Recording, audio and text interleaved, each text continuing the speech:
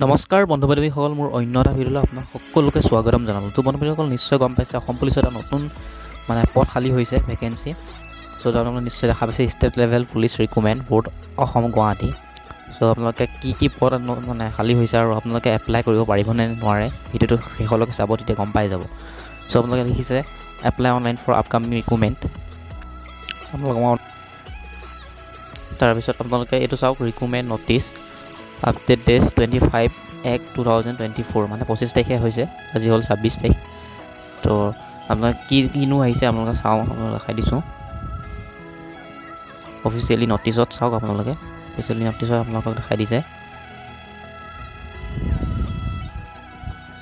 Officially notice এখন চাওক, advertisement recruitment for 269 post of constable grade 3। এনেকৈ আপোনালোকে নিশ্চয় দেখা পাইছে। আৰু গ্ৰেড 3ৰ কাৰণে আপোনালোকে 269টা পদ খালী হৈছে কনষ্টেবল। চ' আপোনালোকে ক'ব পাৰিব চিভিল এণ্ড হোম গাৰ্ডৰ চাৰ্টিফিকেট থাকিব লাগিব, আৰু তোমাৰ সেই মহিলা 14,000 পৰা 60,500 টকা দিব, আৰু গ্ৰেড পে 5,600 টকা দিব। ষ্টাৰ্ট হ'ব 1/2/2024 আৰু শেষ হ'ব 15/2/2024। এপ্লাই ডেট হ'ল 1 ফেব্ৰুৱাৰী 2024 আৰু শেষ হ'ব 15 ফেব্ৰুৱাৰী 2024। There will be no' application fee, পইচা দিব নালাগে, যোনটো ফ্ৰী হয়। আৰু আনৰিজাৰ্ভত আছে 58টা মতা ল'ৰা, আৰু ছোৱালী 24টা আছে, টোটেল 82টা আছে। আৰু OBC আৰু MOBCৰ ল'ৰা আছে 45টা, আৰু ছোৱালী আছে 19টা, আৰু টোটেল 64টা। SC আছে 12, মেল ফেমেল আছে 5 এণ্ড টোটেল 17।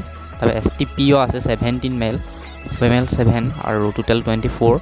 STHৰ আছে 54টা মেল, আৰু 54টা মেলৰ আছে 23টা, ফেমেলৰ আছে টোটেল 77টা, আৰু টোটেল গেট হ'ল 186 এণ্ড মেলৰ আৰু ফেমেলৰ 78টা, আৰু টোটেল হ'ল 264টা।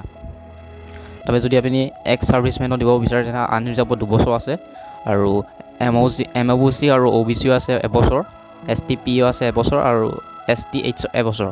Number of allot the post ex ছাৰ্ভিচমেনৰ। আৰু আপোনালোকে ধুনীয়াকৈ লিখা আছে যে বয়সটো 18 to 40 ইয়াৰ্ছ। যদিহে আপুনি OBC জেনেৰেল হয় তেনেহ'লে আপুনি 18 বছৰৰ পৰা 40 বছৰৰ ভিতৰত কৰিব পাৰিব। যদিহে আপুনি ST আৰু STP আৰু STH হয় তেনেহ'লে 5 বছৰ দিব। যদিহে আপুনি OBC আৰু MOBC হয় তেনেহ'লে 3 বছৰ দিব। যদিহে আপুনি বিগেনটো এক্স ছাৰ্ভিচমেন হয় তেনেহ'লে 2 বছৰ দিব আপোনাক। আৰু আপোনালোকে এডুকেশ্যন কোৱালিফিকেশ্যনৰ কাৰণে আপোনালোকে HSLC মেট্ৰিক পাছ হ'ব লাগিব। মেট্ৰিক পাছ হ'লেই নহ'ব, তাৰ লগত আপোনালোকৰ ধৰি লওক ITI NCC certificate A B C যিকোনো হ'লেই হ'ব, বা হোম গাৰ্ডৰ চাৰ্টিফিকেট সেইখন লাগিব আপোনালোকে। নৰ্মেল আপোনালোকে মেট্ৰিক পাছ কৰিলেই নহ'ব, আপোনাৰ লগত হয় NCC চাৰ্টিফিকেট লাগিব, নহ'লে ITI, নহ'লে আপোনালোকৰ যোনখন হোম গাৰ্ডৰ হয় হোম গাৰ্ডৰ চাৰ্টিফিকেট লাগিব।